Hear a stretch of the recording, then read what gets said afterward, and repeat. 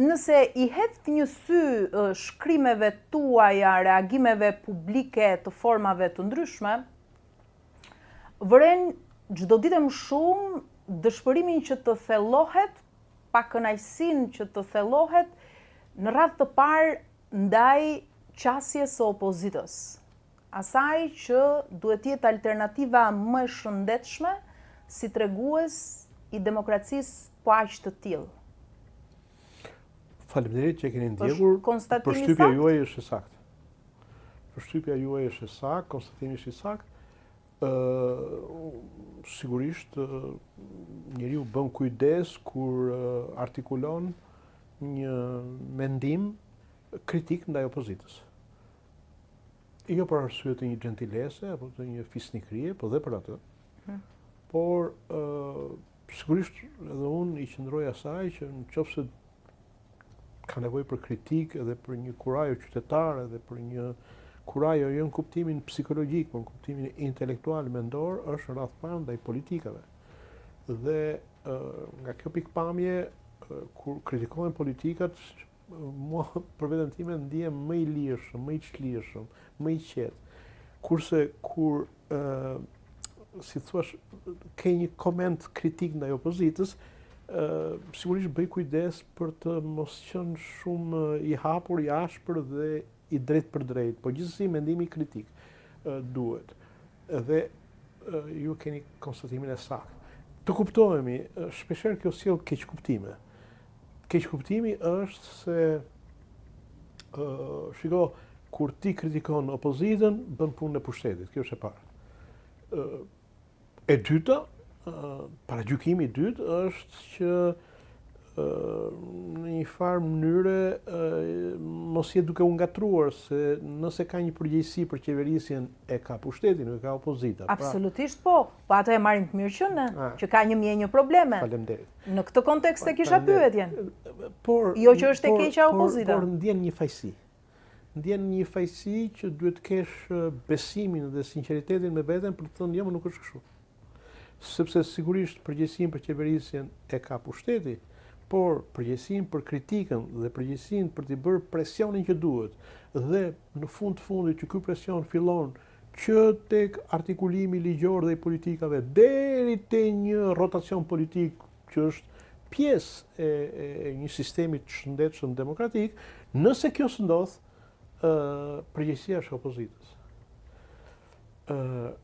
Duhet të them një gjë, meqense jam në studion tuaj, dhe shpeshherë përdoret termi opozita e opozitës. Po. Dhe deputet të opozitës apo figurat e saj thonë, çfarë po bën opozitë me opozitës. Duhet të them që i pari që e ka formuluar këtë koncept kam qenë unë. Dhe kam formuluar në një moment të caktuar kur ka qenë ndofta viti 1998 për mua, dhe e kam formuluar të koncept sepse disa OJF-të asaj kohe, organizata jo qeveritare, të cilat për mua në atë kohë dhe tani janë menaxhuese projektesh dhe nuk përfaqësojnë shoqërinë civile, thoshin që ne jemi opozita e pushtetit, dhe unë aty në atë mbledhje publike kam thënë falni, ju jeni sot opozita e opozitës. Pra, ju bëni atë që duhet, përfaqësoni shoqërinë civile, po nuk jeni ju për zvendësuar opozitën politike. Opozitën politike të asaj kohe. Dhe kur unë përdora opozitë e opozitës, në mediat e morën dhe e nxorën nga konteksti, jam detyruar në atë kohë në gazetën Linja Demokratike që dilte në atë kohë të bëj një shkrim për t'u shpjeguar. Pra, duhet të them, termi opozitë e opozitës nuk është një termi turpshëm. Të kritikosh opozitën është një detyrë qytetare. Nuk mund të merret opozita dhe të ndërtoj, të viktimizoj vetveten dhe të thotë që shiko, unë jam e pakritikueshme. Kush më kritikon mua është hipokrit, bën një lojë tjetër. Jo. Çfarë mendoj unë? Pse më shqetëson dhe pse jam bërë shumë pesimist? Sepse sot opozita nuk është një faktor politik. Më vjen keq, është një formulim që ndofta si çdo formulim shumë i prerë mundet edhe të mos gëlltitet si duhet, pse nuk është faktor politik, se s'ka numrat në Kuvendin e Shqipërisë. Që do të thotë, fjala e deputetëve të opozitës sot në Kuvendin e Shqipërisë nuk përkthehet dot në veprim politik. Pse? Sepse veprimi i opozitës nuk është vetëm të kritikoj atje, të marri fjalën, të bëj lloj fjalësh apo ku diun se çfarë, por është që të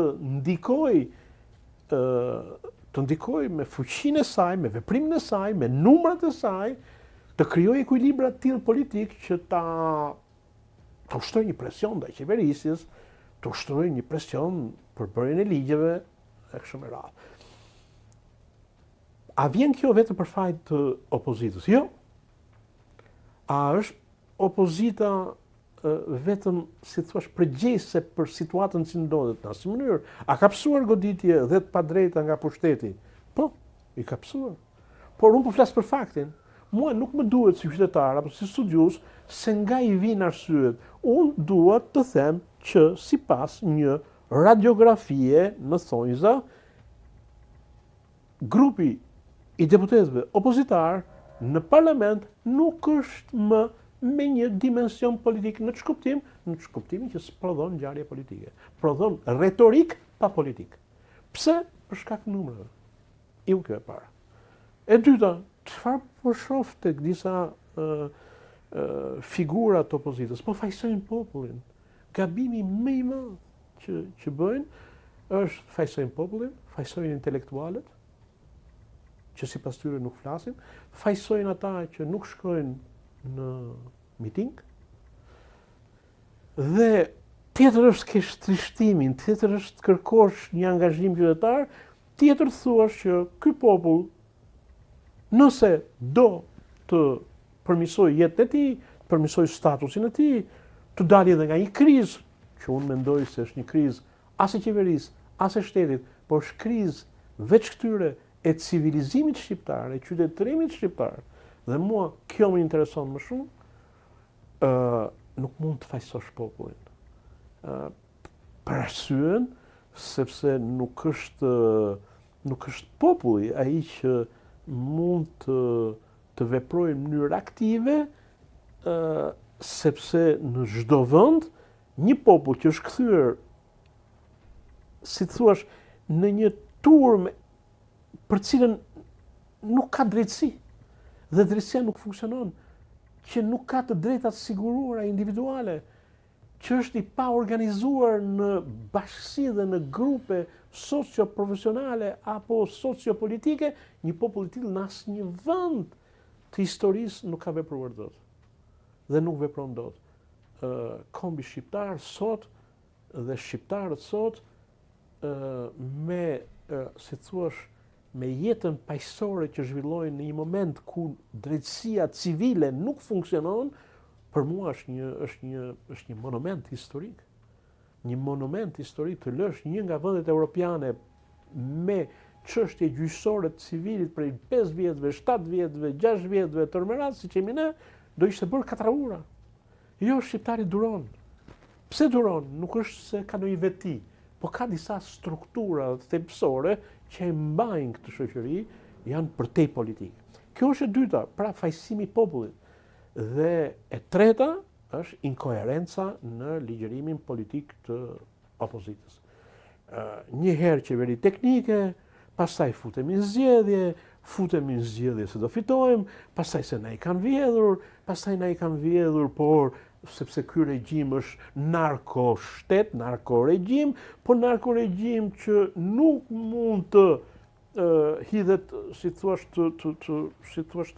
të largohet apo të rrëzohet sipas formulimit saj me anë zgjedhjeve, po ndërkohë mbetet një parti elektorale dhe bën pjesë në institucionet të cilat janë të zgjedhura, nga njëra anë duhet ta rrëzoj turban shesh dhe populli duhet ta rrëzoj, nga ana tjetër marrje pjesë në komisionet ku diun për një reformë që e quajnë territoriale, e cila vetëm reformë territoriale nuk mund të jetë, për arsye se edhe ne duam të themi zërin ton atje, a thua se nuk ka vende tjera për ta thënë, unë nuk po them as njërin qëndrim as tjetrin, se s'jam unë që mendoj për opozitën, po nuk mund të mbajnë dy qëndrime kontradiktore, sepse njerëzit, qytetarët të shohin dhe habiten dhe mendojnë, mor po cilin ato pozicione është.